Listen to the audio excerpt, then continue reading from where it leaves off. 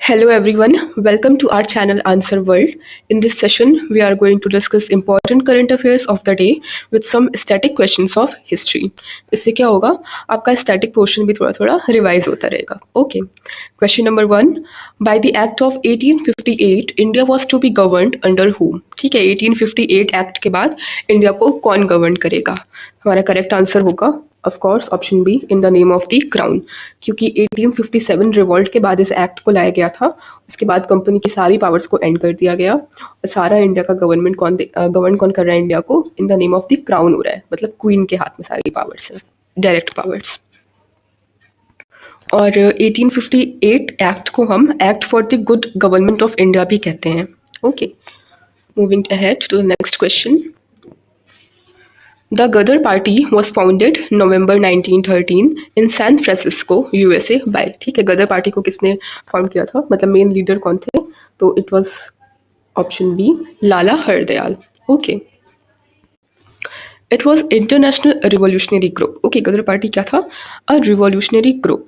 Other leaders कौन कौन थे? सोहन सिंह बखना, रश बिहारी बोस, भाई परमानंद एक्सेट्रा. ये सारे नाम भी प्रोमिनेंट है. ओके, एक बार ये पीवाईक्यू में पूछा था कि कौन कौन से लीडर्स हैं, मतलब ये 3-4 ऑप्शंस दे करके पूछा था कौन कौन से फाउंडर्स हैं गदर पार्टी के. ओके, आप एक बार नाम और देख लो, सोहन सिंह बखना, रश बिहारी बोस और भाई परमानंद. ओके, हेडक्वार्टर्स कहाँ पे है? सैन फ्रांसिस्को, यूएसए में है. गदर पार्टी को हम गदर पार्टी ऐसा नाम क्यों पड़ा है? बिकॉज एक वीकली जर्नल निकलता था जिसका नाम गदर था, तो फेमसली इसका नाम पड़ गया गदर पार्टी, वरना इसका नाम था Hind association of America. Okay, moving ahead. The Poona pact was an agreement between. ठीक है, पूना पैक्ट किसके बीच का एग्रीमेंट है? सबको पता है, option B, Gandhi and Ambedkar. ठीक है, लेकिन पूना पैक्ट को साइन किसने किया था? गांधी जी ने नहीं किया था, साइन किया था मदन मोहन मालवीय जी ने और अंबेडकर जी ने. ओके, पूना पैक्ट साइन कब हुआ था? देखो ये डेट इंपॉर्टेंट है. ओके, 24 सितंबर 1932 को ये पैक्ट साइन हुआ था.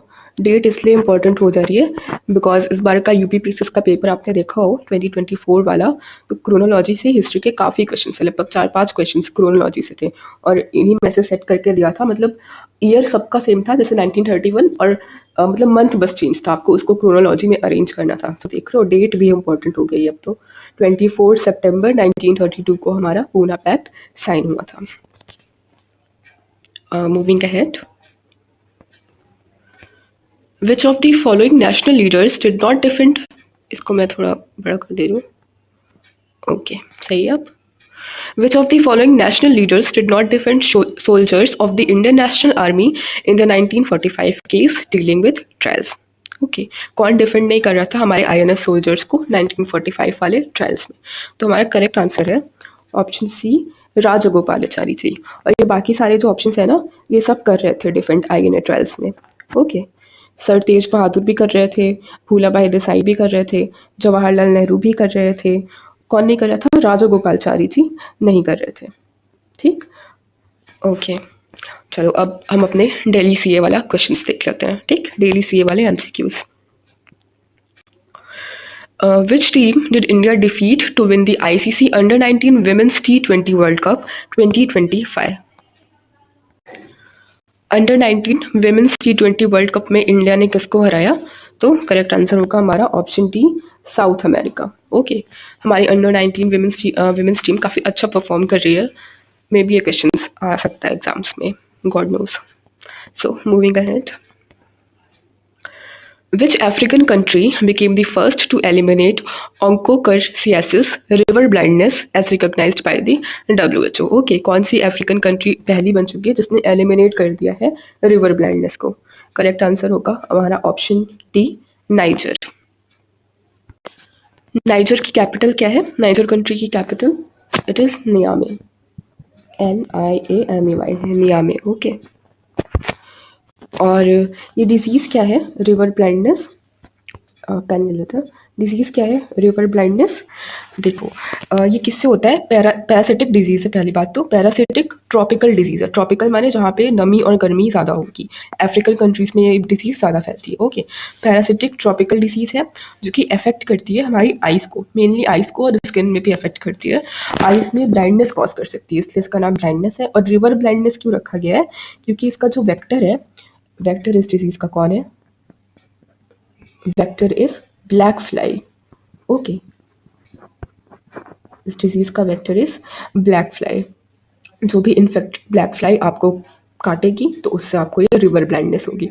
और इसका नाम रिवर ब्लाइंडनेस इसलिए रखा गया है क्योंकि ये ब्लैक फ्लाई जो है वो ब्रीड करती है रिवर्स में। ओके, रिवर्स में ब्रीड करती है, इसलिए रिवर ब्लाइंडनेस कॉज करती है, रिवर में ब्रीड करती है, so that's why the name river blindness. Understood? Moving ahead, the year 2025 marks the which anniversary of diplomatic relations between India and China? ठीक है, इंडिया और चाइना के कितने साल हो गए डिप्लोमेटिक रिलेशंस बने? Correct answer will be option D, 75th। Okay, 1950 में हमारे डिप्लोमेटिक रिलेशंस स्टार्ट हुए थे चाइना के साथ में, 1950 में, और इस बार 75th ईयर हो जाएंगे। Okay, moving ahead to the next question, what are the four engines of development recognized in the Union Budget 2025-26? ठीक है, फोर engines of development क्या है हमारे बजट 2025-6 के according? Agriculture, MSME, investment and export. इसको आप याद कैसे कर सकते हो? एम से याद कर सकते हो। AIM, एम की स्पेलिंग तो ये होती है बट आप ई भी लगा दो। ओके, याद करने के लिए इसे एम से आप याद कर सकते हो। हम क्या एम कर रहे हैं? फोर इंजन्स ऑफ डेवलपमेंट में हमारा क्या हम एम कर रहे हैं? Agriculture, investment, MSME, export. Okay, इसे आप याद कर सकते हो, है ना। देखो पिछले बजट में हमारे जैसे कि क्या था, 4 फोकस एरियाज थे ना हमारे, मैगी से याद किया था मैंने, MAGY, महिला, अन्नदाता, गरीब, युवा। इस साल के बजट में भी ये फोकस एरियाज हैं हमारे। ओके, पिछले ईयर भी थे और इस ईयर भी हैं फोकस एरियाज, महिला, अन्नदाता, गरीब, युवा। और 4 इंजन्स ऑफ डेवलपमेंट क्या है? एम है हमारा 4 engine of development, agriculture, investment, MSME and exports. Moving ahead, where has the बोचा संवासी अक्षर पुरुषोत्तम स्वामी नारायण संस्था BAPS inaugurated the largest Hindu temple of South Africa? ठीक है, साउथ अफ्रीका में हमारा ये बैप्स टेम्पल बन के तैयार हुआ है। लार्जेस्ट हिंदू टेम्पल कौन सी सिटी में है? Option C, Johannesburg, South Africa. Okay, चलो moving ahead, the center has added 4 new Ramsar sites in India, bringing the total how many Ramsar sites? ये आप कमेंट में बताएंगे आप मुझे, ठीक है। पहले कितनी थी रामसर साइट्स और अब 4 ऐड होने के बाद अब कितनी रामसर साइट्स हैं, ठीक है। और 4 रामसर साइट्स ऐड हुई है, मैं उनकी इन्फॉर्मेशन आपको देती हूँ, ठीक। सो पहली रामसर साइट कौन सी है? सक्करा कोट्टई वेटलैंड, तमिलनाडु। ओके, सक्करा कोट्टई कहाँ पे है? तमिलनाडु में है। दूसरी है थेरथंगल, ये भी तमिलनाडु में है, थेरथंगल, तमिलनाडु। और ये दोनों क्या है? मैन मेड वाटर स्टोर करने के लिए टैंक्स बनाए गए हैं, ठीक है। मैन मेड वाटर स्टोर करने के लिए टैंक, सक्करा कोट्टई और थेरथंगल। तीसरी है हमारी खेचियो पलरी, जो कि सिक्किम में है, खेचियो पलरी सिक्किम में है। ओके, बहुत ही सेक्रेड लेक है ये फॉर बुद्धिज्म एंड हिंदुज़म। और खेचियो वर्ड का मतलब होता है फ्लाइंग योगिनीस, और पलरी मतलब होता है वहाँ पे जहाँ रहती हैं, ओके, प्लेस। तो फ्लाइंग योगिनीस का जो प्लेस है वो खेचियो पलरी है।